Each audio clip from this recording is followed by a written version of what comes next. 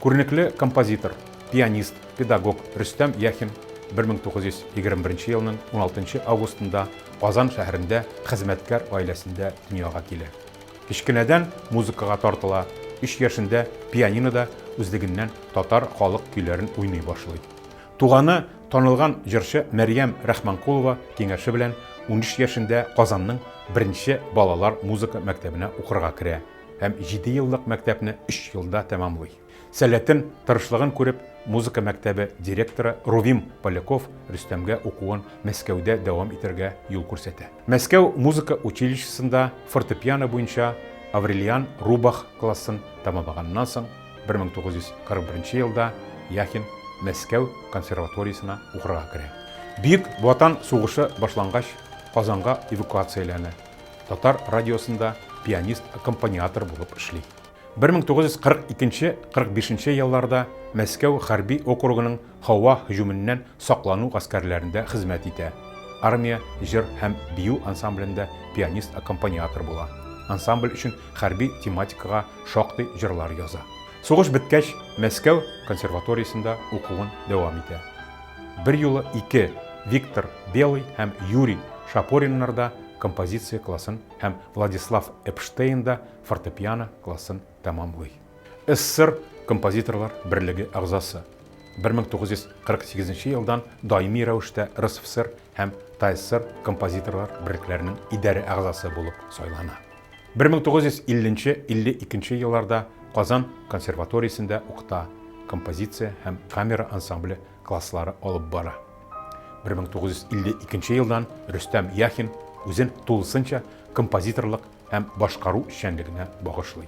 Аның иҗатында романтизмның жанр, стиль үзенчәлекләре татар милли моңы белән үрелә. Ул беренче ишетүдән үк танып алырлык Яхин стилен барлыкка китерә.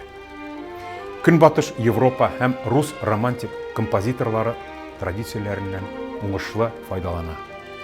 Искиткеч аһәңле, кабатланмас көйләр тудыру остасына әверелә. Яхин әсәрләре башкаручыларны һәм тыңлаучыларны гармониягә, хис кичерешләргә байлыгы белән җәлеп итә. Композитор татар камера-вокаль һәм камера-инструменталь музыкасы үсешенә гаять зур өлеш кертә.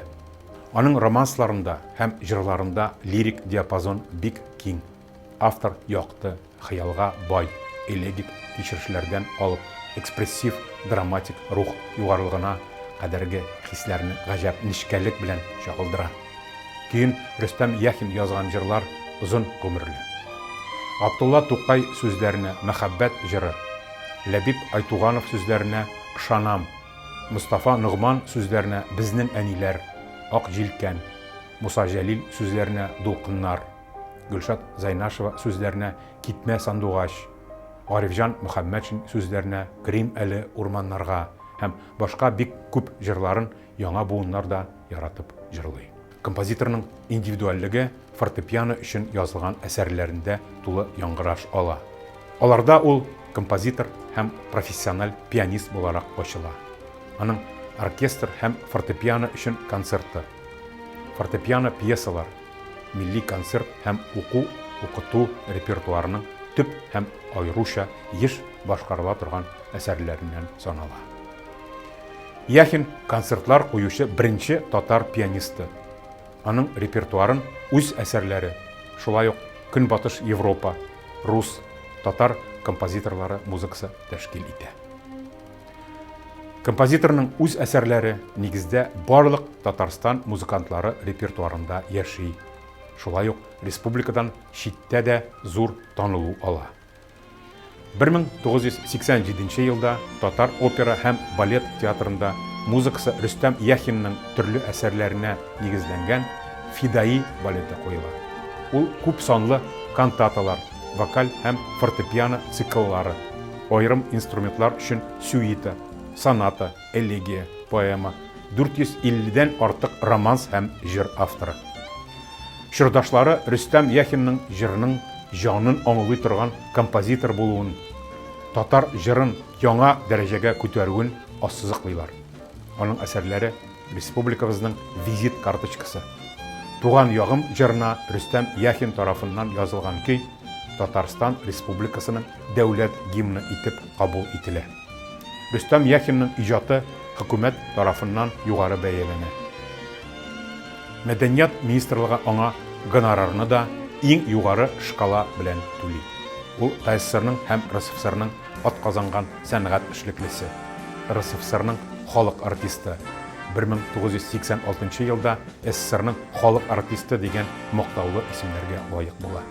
Хезмәт кызыл байрагы, почет билгесе орденнары белән бүләкләнә.